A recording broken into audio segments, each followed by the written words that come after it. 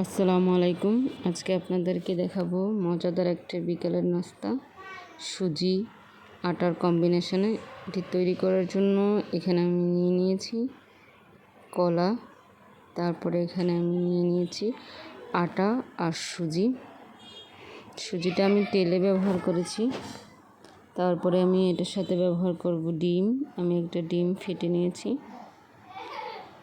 তারপরে আমি এখানে নিয়ে নিব অল্প পরিমাণ গুঁড়ো দুধ। তারপরে আমি নিয়ে নিব অল্প পরিমাণ গরুর দুধ।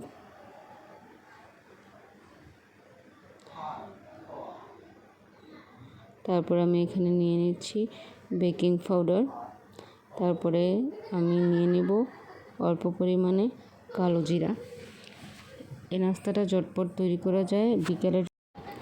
বাচ্চাদের জন্য এটা খুব হেলদি, সবার জন্য খুবই হেলদি। আমি সবগুলো উপকরণ একসাথে ভালো করে মিক্স করে নিচ্ছি। এই তো আমার ব্যাটারটা তৈরি হয়ে গেছে। আমি তারপরে একটা ফ্যানে তেল দিয়ে অল্প অল্প করে দিয়ে দেবো পিঠাগুলো তৈরি করার জন্য। এই তো তৈরি হয়ে গেল মজাদার একটি পিঠা।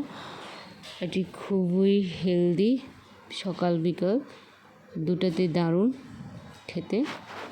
সবাই আমার চ্যানেলটি সাবস্ক্রাইব করবেন এবং আমার ফেসবুক পেজটি ফলো করবেন।